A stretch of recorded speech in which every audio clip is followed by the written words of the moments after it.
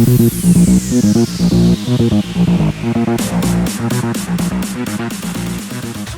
va ouvrir la parole de Dieu ensemble sur un titre qui va peut-être vous surprendre.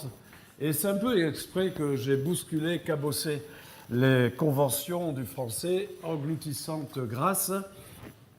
Pour ceux qui se demandent pourquoi il y a un numéro 3 en dessous, eh bien c'est parce que ça fait suite à deux autres réflexions, partages, la scandaleuse grâce, et on se souvient des réactions que l'apôtre Paul a eues quand il enseignait la grâce.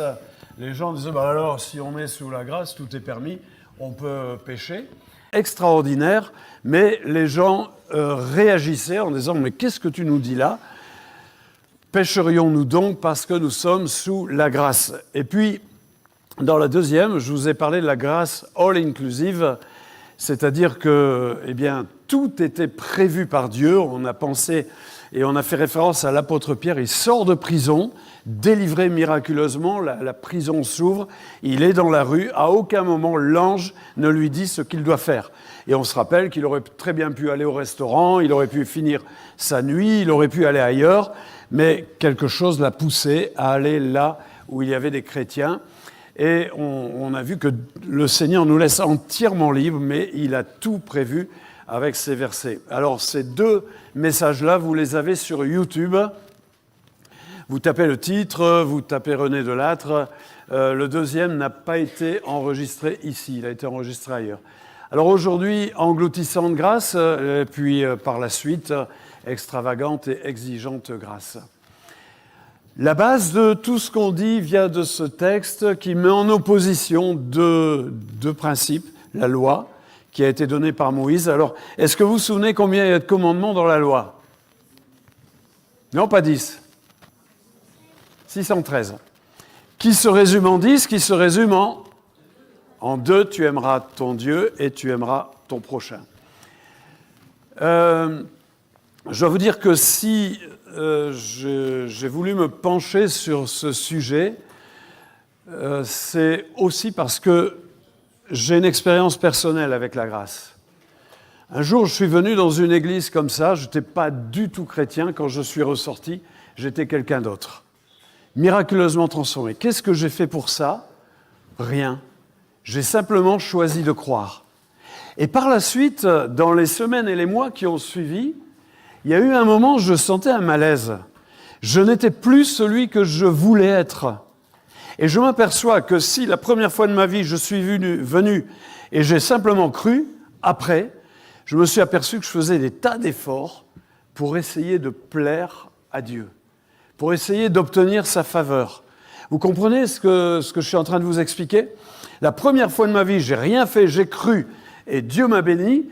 Et par la suite, et je me suis aperçu aussi que en faisant des efforts pour essayer de plaire à Dieu, je commençais à regarder les autres, à me trouver mieux qu'eux, ou à critiquer ou à juger leur façon de faire.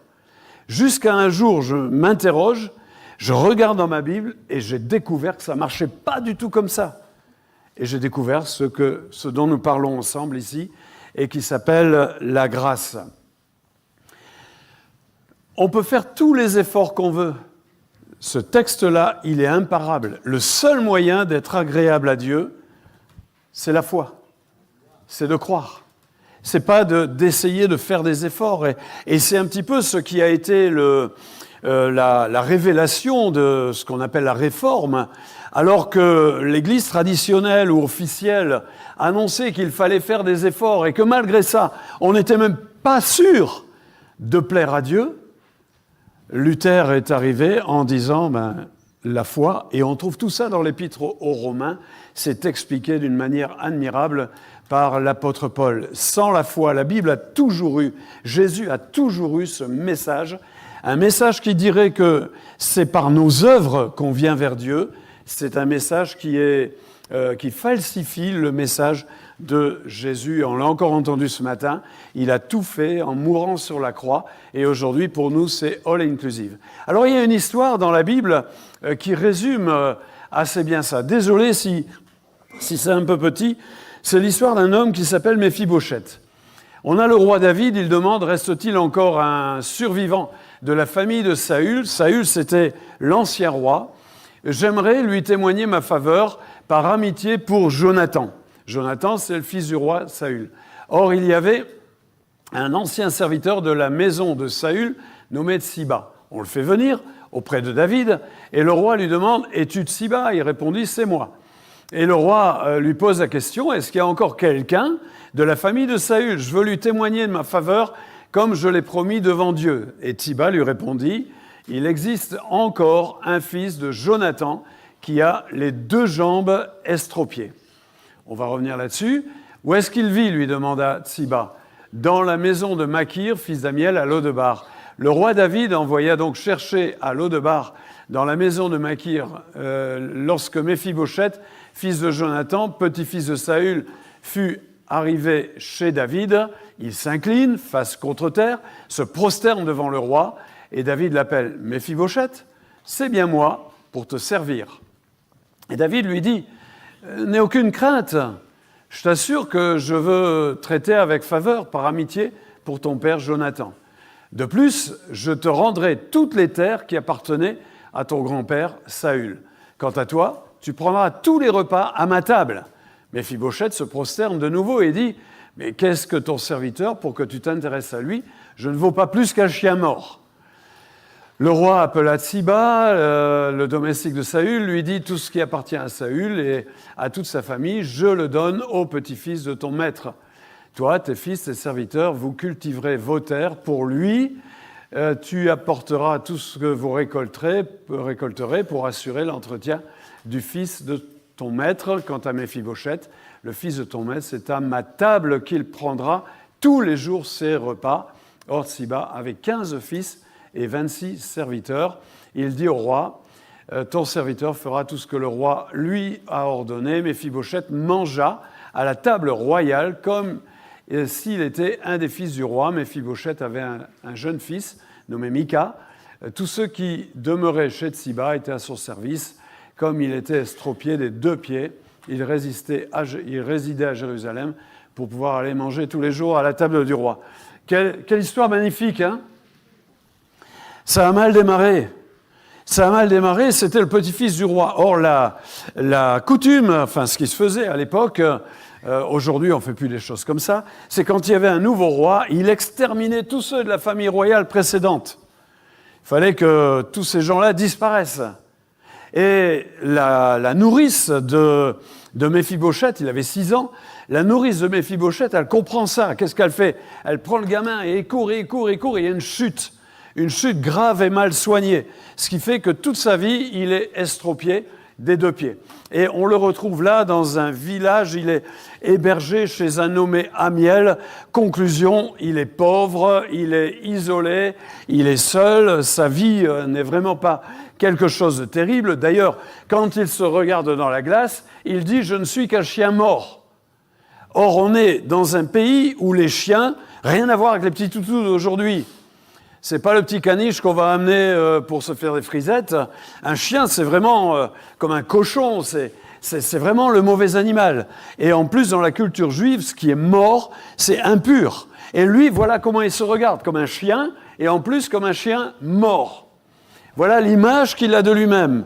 Il est pauvre, il est estropié, il est loin du roi, et il se regarde comme un chien mort. David le fait chercher. Il a dû se dire, ça y est, il va me retrouver et je vais disparaître. David le fait amener en sa présence. Et qu'est-ce qu'il lui dit? Je vais te faire du bien.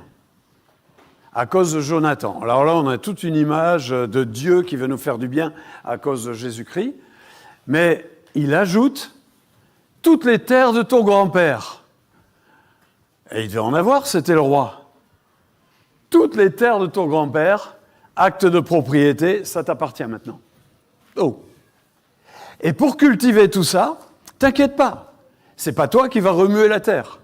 Je vais te donner des serviteurs. Alors il y avait Tsiba, il avait 15 fils et 20 serviteurs. Ça fait combien de personnes à son service? Allez, calculette. Combien? 32, non, 15. Tsiba, 15 fils et 20 serviteurs. 36. Voilà qu'il se retrouve patron de 36 ouvriers. Propriétaire terrien, patron de 36 ouvriers, et en plus, tous les jours, il entre dans le palais royal à la table du roi. Un jour, je suis passé devant le palais de l'Élysée, avenue Foch, 8e arrondissement à Paris. J'allais prendre un train et je tirais ma valise. Il y a 2 gars qui sont arrivés, vous savez qu'ils parlent comme ça. Ils sont arrivés, ils m'ont dit « C'est à vous cette valise ?» J'ai regardé et j'ai dit « Ben, drôle de question. » Et il m'a dit « Mais traînez pas là, circulez, disparaissez. » Comme ça, brutalement. Si vous ne m'aviez pas arrêté, il y a longtemps que je ne serais plus là. On n'entre pas comme ça dans certains lieux. C'est protégé, vous avez une garde de garde, il faut montrer patte blanche, il faut avoir des badges, il faut avoir tout ça. Mais lui, Méphibosheth, dans le palais de David, la maison de David, il entrait comme ça, et plus que ça, il y avait une place réservée à la table du roi. C'est pas mal, hein? Mais le texte dit qu'il était perclus des 2 pieds, ça veut dire que jamais il va oublier d'où il vient. Et on a ici une description de ce que c'est que la grâce de Dieu. La loi a fait de lui un prince déchu. Il était blessé. Il se regarde comme un chien mort. Il est pauvre. Et même il se dit que David fait partie de ses ennemis. La grâce all-inclusive, comme on a vu la dernière fois, fait de lui un propriétaire terrien. Il est patron de 36 ouvriers et il est familier du roi. Et qu'est-ce qui va se passer? Eh bien, quelqu'un qui n'a rien et qui tout à coup est propriétaire terrien, il change sa manière de vivre, non? Quelqu'un qui était pauvre, qui était presque mendiant, qui dépendait de tous les autres pour vivre. Il y a une caméra là? Je vais essayer de rester dans le... Ça tourne ou pas? Ouais, salut les internautes. Quelqu'un qui est là, il va changer de façon de vivre. Il n'est plus celui qui demande, il est celui qui possède, et même il est celui qui donne. Vous voyez, ça change. Quelqu'un qui est patron ne va plus s'adresser aux autres comme s'il était un esclave, mais il va parler aux autres comme étant le maître, le patron, celui qui pourvoit aussi à leur vie de tous les jours. Et il aura une assurance, il ne se regarde plus comme un chien mort. Et quelqu'un qui est le familier du roi, alors là, je m'imagine que peut-être le premier jour à table, il a dû se poser des questions. Tous les couverts qui étaient à côté des assiettes, tous les verres qui étaient là, toutes les assiettes qui s'empilaient. Il devait regarder les autres, comment ils faisaient pour essayer de faire pareil. Il était gauche. Peut-être que dans son vocabulaire, dans sa manière de parler, c'était pas terrible. Mais au fil des jours, ça a évolué tout ça. Et après, il était dans le palais royal comme un familier, comme un noble auprès du roi. Qu'est-ce que je veux dire par là? C'est que sa nouvelle situation a fait disparaître l'ancienne, et c'est pour ça que j'ai employé le mot engloutissante qui vous a peut-être surpris. C'est bien de la grâce engloutissante que nous parlons. Pourquoi engloutissante? Eh bien, on a ici ce texte. Tandis que nous sommes dans cette tente, nous gémissons, accablés, parce que nous voulons non pas nous dépouiller, mais nous revêtir, afin que ce qui est mortel soit englouti par la vie. Et celui qui nous a formés pour cela, c'est Dieu, qui nous a donné les arts de l'esprit. Qu'est-ce que ça veut dire? Eh bien, il n'y a pas 2 façons de vivre correctement l'expérience chrétienne. Il n'y a pas 2 façons de vivre correctement l'expérience chrétienne. La seule façon de la vivre, c'est de la vivre comme Méphibosheth, de la vivre dans la grâce, de la vivre dans la foi, et de permettre à l'Esprit de Dieu d'engloutir tout ce qui en nous a besoin de disparaître et ainsi de nous transformer. Le message de l'Évangile n'a jamais été un message de religion. C'est un message de transformation. Et quand on parle des expériences des uns et des autres, on est surpris de voir à quel point Dieu est capable de nous transformer. Est-ce que c'est vrai? Ouais. Alors, on continue avec des exemples. Vous connaissez la femme adultère? Ouais. C'est un peu triste, ce passage-là. Hein. Je crois que lui devait être médaille d'or olympique, parce qu'ils ne l'ont pas rattrapé. Mais elle, ils l'ont bien rattrapée. Et voilà qu'elle est toute seule. Et qu'est-ce qu'ils vont faire, les pharisiens? Ils vont dire, wow, on a trouvé le moyen de piéger Jésus. Cela dit, en passant, il y en a des milliers, depuis des siècles et des siècles, qui essayent de piéger les paroles de Jésus. Il n'y en a encore aucun qui est arrivé. Hein. Et, merci. Il l'amène devant les yeux de Jésus. Cette pauvre femme, elle est là. Elle est couverte de honte. Eux, ils sont couverts de haine, de rage. Et il dit, Jésus, Moïse, tu connais hein, la loi de Moïse. Tu sais ce qu'elle dit? Elle dit que des femmes comme ça, il faut la lapider. C'est horrible, la lapidation. Il faut se souvenir que la loi de Moïse n'a pas été donnée pour, comment on va dire, pour détruire l'humanité, mais simplement pour faire connaître le degré, le niveau de sainteté, de perfection de Dieu. Et en faisant ça, il y a une pédagogie, le mot est employé, il y a une pédagogie. Les pédagogues, à l'époque, c'était des esclaves que les Romains utilisaient pour instruire les enfants. Il y a une pédagogie qui fait que on se dit, mais les exigences de Dieu sont tellement hautes, moi, j'y arriverai jamais, donc j'ai besoin de quelqu'un. Et la Bible dit que la loi de Moïse a été donnée pour nous conduire à Jésus-Christ. C'est un pédagogue qui nous révèle notre état d'imperfection, de pécheur, et qui nous amène à tourner les yeux vers ce que Jésus-Christ a fait. Donc c'est à ça que ça sert. Et eux, ils étaient là à appliquer la loi, lapider, c'est tout ce qui leur plaisait. Le seul moyen de régler le problème, la loi de Moïse a dit, il faut lapider. C'était le seul moyen de régler le problème. Ça faisait trop désordre, cette femme. Et Jésus, qu'est-ce qu'il fait? Alors, il écrit à terre. Est-ce que quelqu'un sait ce qu'il a écrit à terre? Mystère. Il a écrit mystère? Non, c'est un mystère. Oui. Alors, si vous entendez, je ne vais pas être gentil avec mes collègues, mais si vous entendez des prédicateurs vous raconter ce que Jésus a écrit à terre, vous voyez, écoute, poète, si la Bible ne dit rien, toi tu te tais.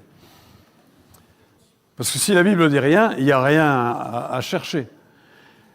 Par contre, il a dit une parole, Jésus. Il a dit que celui de vous qui n'a jamais péché lui lance la première pierre. Il ne s'est pas laissé piéger. Hein. Il dit, ah bon, vous voulez la lapider? Ok. Mais que celui qui n'a pas péché commence. Et là, ils se sont tous retirés, un par un, et j'aime bien ce détail, des plus vieux jusqu'aux plus jeunes. Les plus vieux avaient une liste, là, jusqu'aux plus jeunes. Et ils se retrouvent tous les deux. Jésus regarde cette femme, et lui dit, bah alors, où sont ceux qui te condamnaient? Parti. Et Jésus ajoute, moi je ne te condamne pas non plus. Pas normal ça. C'est pas normal. Elle avait quand même commis quelque chose qui à cette époque était regardé comme grave. Et puis il ajoute, va et ne pêche plus. Et moi cette parole, je la mets au même titre que lève-toi et marche, étends ta main pour la femme qui avait la main sèche. C'est une parole qui permettra à cette femme de trouver le moyen de ne plus jamais recommencer. Jésus ne lui a pas fait une leçon de morale. Jésus ne lui a pas donné une liste de trucs à faire, et on le verra dans le deuxième exemple. Il a dit non, vas-y. Il n'a pas couru derrière, Jésus. Il n'a pas demandé à quelqu'un, hey, ne la lâchez pas. Vérifiez bien, donnez-moi son emploi du temps journalier, que je contrôle. Pas du tout. Va et ne pêche plus. La loi est venue par Moïse. Résultat, lapidation. La grâce et la vérité sont venues par Jésus-Christ. Résultat, une vie nouvelle. C'est beau, hein? Alors on continue. Vous l'aimez, lui? Zachée. Zachée, donc, c'était un publicain. Est-ce que vous savez ce que c'est qu'un publicain? À l'époque, les Romains avait instauré un système que nous ne connaissons pas trop aujourd'hui. Ça s'appelle, comment déjà? Ça s'appelle les impôts. Vous connaissez les impôts? Mais les Romains, ils sont des malins, ils ont dit, déjà on les a envahis, déjà on a fait la guerre, on ne va pas en plus aller leur demander les impôts. Alors ils vendaient des charges, là, des agréments, et si quelqu'un était riche, il achetait un agrément, ça lui donnait le droit d'aller collecter les impôts. Et ces gens, souvent avec eux, prenaient toute une équipe pour aller voir tout le monde et récolter l'impôt. Au passage, ils prenaient une petite marge et ils s'enrichissaient là-dessus. Et comme c'est eux qui étaient au contact des gens, de la population, on les appelait les publicains, du mot public. Donc Zachée était un publicain. Et Zachée était de plus en plus riche, apparemment, de ce qu'il va dire après. Mais le bon juif, il regardait ça comme le fait que Zachée est un pécheur. C'est-à-dire quelqu'un chez qui on ne va pas, avec qui on ne parle pas, avec qui on n'a aucun contact à part celui de lui donner l'argent qui nous extorque. Et voilà que Jésus s'arrête sous l'arbre dans lequel Zachée était caché. « Hé, descends, je vais chez toi aujourd'hui. » La loi de Moïse déclare « Pas de contact avec Zachée. Pas de parole avec Zachée, rien à voir avec ce gars-là. La grâce et la vérité sont venues par Jésus-Christ. Il faut que je demeure chez toi. » Waouh! Et là, est-ce que Jésus lui dit « Zachée, il faut que je te voie 5 minutes, tu sais, ce que tu fais, c'est vraiment pas bien. Hein. Si tu veux plaire à Dieu, il faudrait que tu rendes l'argent que tu as. » Est-ce que Jésus a dit ça? Non. Ils sont tous allés, et Zachée, à ce moment-là, il a compris qu'il y avait autre chose à vivre. Il a compris qu'avec Jésus, il y avait la possibilité d'une vie différente, d'une vie nouvelle, d'une vie surdimensionnée. Alors il a dit, bon, je vais laisser tomber toutes mes affaires. Il s'est levé, il a dit, s'il vous plaît, je voudrais prendre la parole. Voilà, vous savez qui je suis, j'ai trafiqué les comptes, j'ai volé, mais je rends tout ce que je vous ai fait tout ce que j'ai pris. Et si jamais j'ai fait du tort à quelqu'un, je lui rends à 400%, 4 fois plus. Il y en a qui n'ont pas perdu leur journée. Hein. Mais Jésus a dit, ce jour-là, aujourd'hui, le salut est entré dans cette maison. C'est ça la grâce. Avec la loi, vous n'avez qu'un seul résultat, la mort, la destruction, l'humiliation, la honte. Avec la grâce, vous avez le pardon, la libération, la vie. Et c'est pour ça que nous devons veiller à ce que notre message, nos paroles entre nous, notre regard les uns sur les autres, soit toujours un regard de grâce et non pas un regard de loi. Et je termine avec vivre la grâce engloutissante. Ouais, c'est vraiment pas terrible ce mot engloutissant, mais j'en ai pas d'autres. Je sais que Eric m'en avait proposé, mais ça collait pas terrible. Enfin, vous avez compris, c'est là que c'est exprimé.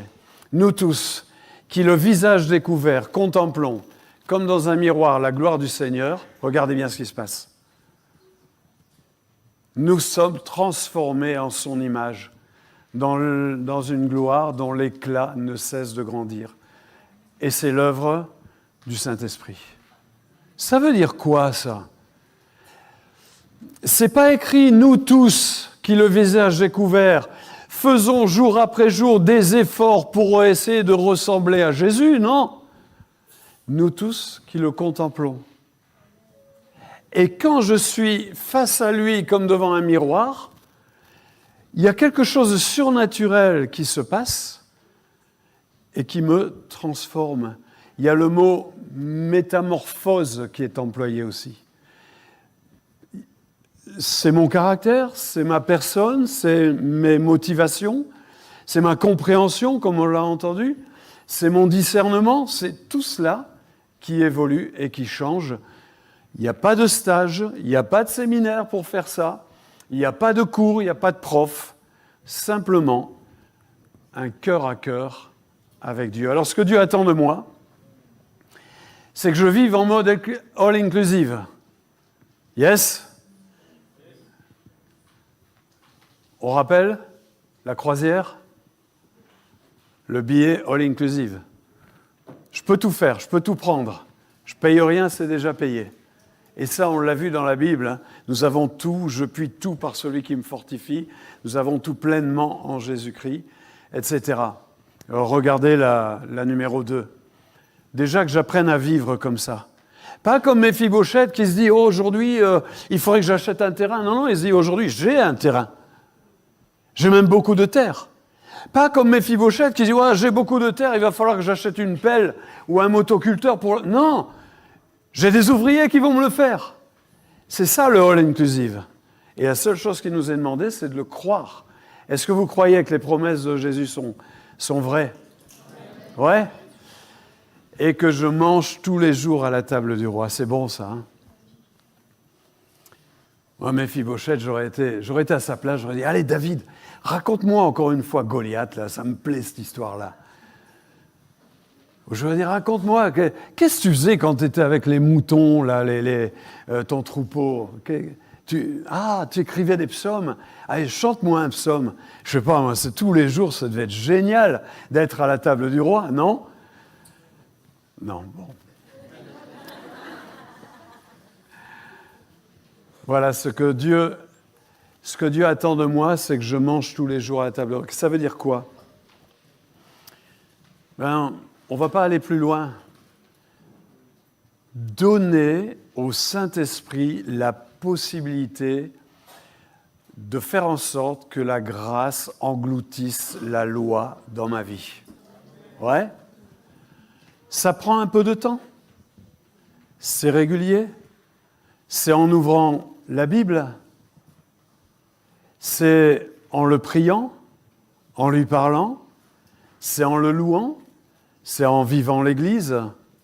Je donne au Saint-Esprit la possibilité de permettre à la grâce d'engloutir ma vie. Pas ma vie, la loi, pardon. Et ma vie est transformée. Et vous avez vu que il y a des paliers de gloire en gloire. On a de progrès en progrès. C'est le seul moyen. Et même, vous pouvez voir disparaître des choses qui sont de l'ordre d'un lien, d'une chaîne, d'un mal-être. On peut voir aussi des guérisons s'opérer. On a tous un parcours qui, des fois, est un petit peu chaotique, avec des blessures ramassées le long du chemin, des trucs qui ne sont pas guéris à l'intérieur. Il est écrit, il restaure mon âme. Qui c'est qui a restauré une maison dans sa vie ici? Ouais, 24 heures. Vous arrivez, la maison c'est un tas de ruines, vous allez à Casto, il y a tout ce qu'il faut, et hop, la maison elle est restaurée. C'est comme ça? Ça prend du temps. Et quand c'est écrit, il restaure mon âme, c'est ce travail-là qui se fait.